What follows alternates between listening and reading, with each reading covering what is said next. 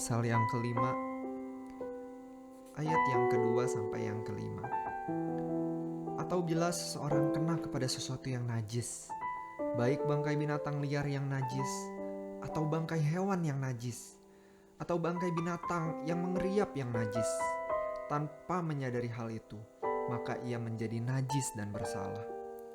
Atau apabila ia kena kepada kenajisan berasal dari manusia, dengan kenajisan apapun juga ia menjadi najis, tanpa menyadari hal itu, tetapi kemudian ia mengetahuinya, maka ia bersalah. Atau apabila seseorang bersumpah teledor dengan bibirnya, hendak berbuat yang buruk atau yang baik, sumpah apapun juga yang diucapkan orang dengan teledor, tanpa menyadari hal itu, tetapi kemudian ia mengetahuinya, maka ia bersalah dalam salah satu perkara itu. Jadi apabila ia bersalah dalam salah satu perkara itu, haruslah ia mengakui dosa yang telah diperbuatnya. Saat ini kita melihat kekudusan berbeda dengan bagaimana orang Israel waktu itu melihat kekudusan. Saat ini kita tidak ada yang takut mati ketika datang ke gereja. Saat ini kita tidak takut Tuhan marah ketika kita ikut ibadah streaming dengan mengangkat kaki. Atau kita tidak melihat ada sesuatu yang wow atau sesuatu yang besar dari sebuah kekudusan. Tapi orang Israel waktu itu tahu benar apa arti kekudusan. Karena kekudusan Allah dapat berdampak buruk terhadap bangsa Israel sendiri. Tuhan pernah berbicara kepada bangsa Israel, "Aku tidak akan berjalan di tengah-tengah kamu, karena kalian adalah bangsa yang tegar tengkuk. Dan ketika aku, yang adalah Allah yang kudus, aku berjalan-jalan dengan kalian, maka kalian akan mati." Mengapa kekudusan Allah dapat membunuh orang Israel waktu itu? Karena orang Israel adalah bangsa yang tidak mau taat, tidak bisa ditegur sekali. Berkali-kali Tuhan ajarkan dan ajarkan, namun mereka gagal dan gagal lagi. Bahkan waktu 10 hukum itu pertama kali ditulis, orang Israel langsung jatuh ke dalam dosa hukum yang paling pertama ketika mereka membangun lembu emas.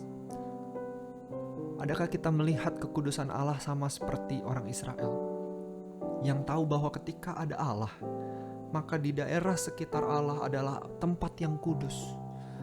Demikianlah mereka tidak mau bermain-main dengan keberadaan Allah. Seperti Musa ketika mendekati semak yang terlihat terbakar, ia diperintahkan untuk melepaskan kasutnya, karena tempat beberapa meter dari tempat Allah berdiri adalah tempat yang kudus, di mana Musa tidak boleh bermain-main dengan hal itu. Dia bisa saja mati, namun Tuhan beranugerah. Demikianlah Tuhan beranugerah kepada orang Israel yang sering kali waktu itu teledor, tidak sengaja menyentuh benda-benda yang najis, yang adalah waktu itu bangkai, penyakit, dan sebagainya. Tuhan adalah Tuhan kehidupan, bukan kematian. Sehingga segala yang memakan bangkai, seperti binatang-binatang yang najis, adalah sesuatu yang dihindari oleh orang Israel. Dan Tuhan ingin mereka menghindari semuanya itu. Dan ketika mereka menyentuhnya, hanya menyentuhnya, terlepas itu disengaja atau tidak disengaja, maka mereka adalah orang-orang yang najis. Demikianlah mereka adalah orang yang bersalah dan harus datang kepada Tuhan. Haruslah ia mengakui dosa yang telah diperbuatnya itu, dan haruslah ia mempersembahkan kepada Tuhan sebagai tebusan salah karena dosa itu. Seringkali kita juga teledor. Kita tidak menggunakan bibir kita untuk mengatakan sesuatu yang baik. Terlepas apa perkataan kita itu punya hendak yang baik atau hendak yang buruk. Tapi jika dilakukannya dengan teledor, dengan sembarangan, maka itu akan menajiskan kita. Mungkin saat ini kita berpikir, well, ini gak salah, ini bukan dosa. Aku gak pernah punya pikiran yang aku ingin melukai hati Tuhan. Aku tidak pernah punya keinginan untuk melakukan dosa. Tetapi dengan segala kerendahan hati, akuilah bahwa itu adalah dosa. Karena segala sesuatu yang di luar Tuhan, segala sesuatu yang diperintahkan Tuhan yang kita lakukan, itu adalah sesuatu yang najis dan berdosa. Tuhan beranugerah kepada bangsa Israel waktu itu dengan memberikan sebuah upacara persembahan korban penebus salah. Adakah kita melihat bahwa saat ini, di mana kita tidak harus melakukan persembahan itu, karena semuanya sudah digenapi oleh Yesus Kristus yang mati di atas kayu salib, dan darahnya yang kudus menyucikan kita dari segala kenajisan, dari segala keteledoran, dari segala kesalahan kita, dan kita boleh bertemu dengan Tuhan. Adakah kita melihat Allah yang kudus menjadi sesuatu yang serius saat ini? Atau kita melihat itu sebagai sesuatu yang biasa-biasa aja? Atau kita melihat sesuatu yang ya sudahlah, Tuhan kudus, ya aku gak harus, karena aku adalah manusia, dan setiap manusia dapat melakukan kesalahan. Yes, exactly, kita adalah manusia yang bisa melakukan kesalahan. Namun adakah kita mau bersandar kepada Tuhan dan mau terus berusaha untuk lebih teliti, lebih berhati-hati, dan tidak melakukan kesalahan demi kesalahan yang melukai Tuhan kita? Hal itu dapat terungkap dari apa yang kita lakukan. Apakah kita sudah sungguh mengasihi Tuhan, atau kita masih jauh dari mengasihi Tuhan? Biarlah Roh Kudus boleh memimpin kita untuk mencelikan kita dan menjamah kita hari demi hari, agar kita boleh menyembah Tuhan yang kudus, dan segala sembah dan puji kita boleh menjadi bau-bau harum yang nikmat yang boleh Tuhan nikmati.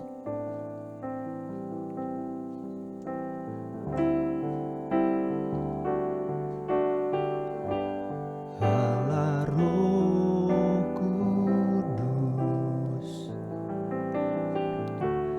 penuhi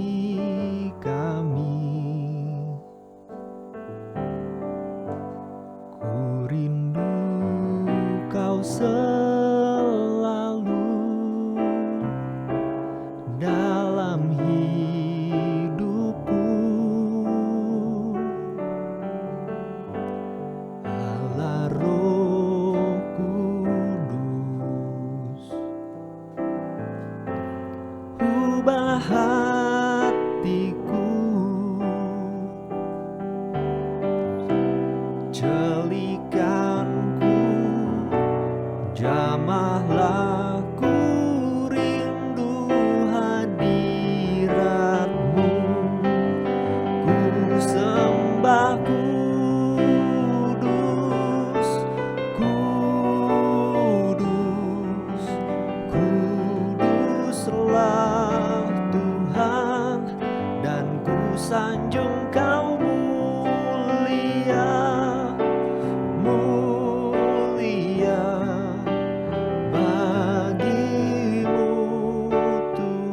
Sembah kudus, kudus,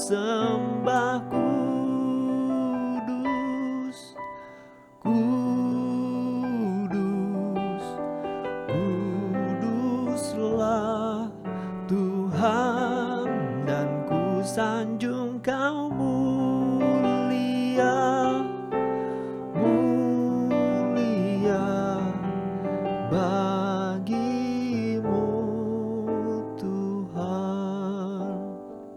Bapa kami yang di sorga, sekali lagi kami datang kepadamu Tuhan, dengan sebuah kesadaran bahwa kami adalah orang-orang yang teledor, yang sering kali menganggap remeh kekudusan Tuhan. Sesungguhnya kami tahu kami jauh daripada kudus. Kami sering kali berinteraksi dengan hal-hal yang najis yang ada di dunia ini. Kami sering kali mengatakan hal-hal yang membuat diri kami jauh daripada Tuhan, karena Engkau melihat diri kami seutuhnya, dan Engkau mengerti betapa lemahnya manusia yang seringkali teledor dan tidak teliti.